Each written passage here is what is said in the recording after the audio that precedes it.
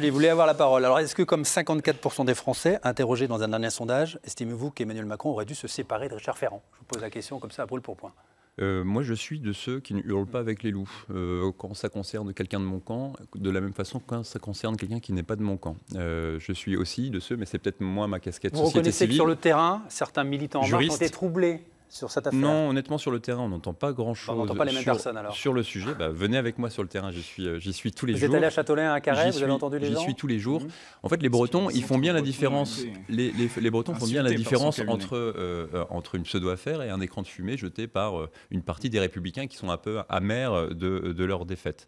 Ce ne sont évidemment pas les mêmes sujets. Et puis, encore une fois, ce qui est rassurant, c'est que la ligne qui a été donnée, moi, je la fais mienne, c'est celle qu'a donnée Richard Ferrand, rappelée par le Premier ministre et rappelé par le Président de la République, consistant à dire s'il y a une mise en examen, il y aura une démission. Alors que chacun fasse son travail. Alors justement, il y a deux conceptions aujourd'hui du suffrage suffrage universel. Alors, la conception du Premier ministre, Édouard Philippe, qui considère justement les électeurs sont les juges de paix, ou celle de l'ancienne ministre socialiste Najat Vallaud-Belkacem, qui estime que le suffrage universel ne peut pas être une machine à blanchir. Qu'en pensez-vous, Isabelle? C'est pas ce qu'a dit Édouard Philippe. Écoutez, moi je pense qu'en effet, les Français sont fatigués de ces pratiques. Je pense qu'il faut tout faire pour mettre fin au conflit d'intérêts. Je trouve encore très curieux qu'on puisse se présenter à des élections en ayant un casier judiciaire sur lequel est inscrit des motifs.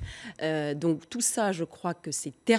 Il faut commencer par ça, quand on va être élu dès le mois de juillet. Tout le monde doit respecter la loi, en particulier évidemment ceux qui l'élaborent. Je suis prête, en ce qui me concerne, à regarder de très près ce que le ministre de la Justice a commencé à proposer. J'ai cru comprendre qu'il déposerait un projet entre les deux tours des élections législatives. Je pense que les Français nous attendent sur ce sujet-là. On a commencé à y travailler d'ailleurs au sein des Républicains il y a plusieurs mois. Alors, ce qu'il faut demain, c'est mieux légiférer, mieux contrôler et en effet mieux représenter les Français. Le débat tel qu'il était posé là est un faux débat. Il y a d'un côté la responsabilité politique et ça, on doit être des élus responsables. C'est extrêmement important.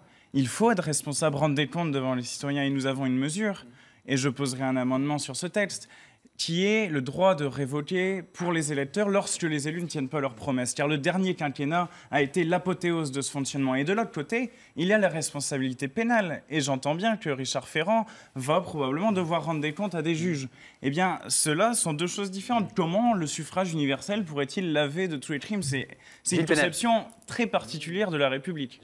Moi, je pense c'est pas la position de M. Ferrand, juste pour le rappeler. Il a dit, il a été clair sur ce sujet. Oui, mais il n'est pas là, donc ne parlez pas en son nom, il n'est pas là. Alors, Gilles Penel, et je lis la presse comme vous. Il n'est pas là. Le suffrage universel blanchi? Non, je pense que ce projet de loi ne va pas à l'essentiel. Parce que, bon, alors bien sûr, on amuse les galeries parce qu'un député a embauché la nièce de sa maîtresse comme assistant parlementaire. Mais ça, c'est pas très grave par rapport à d'autres problèmes beaucoup plus graves. Par exemple, moi, je voudrais créer une commission parlementaire pour voir quels sont les députés ou les ministres que le Qatar, qui soutient le terrorisme, a financé, couvert de cadeaux en France, aussi bien chez les Républicains que chez les socialistes. Ça me paraît extrêmement important. Conflit d'intérêts.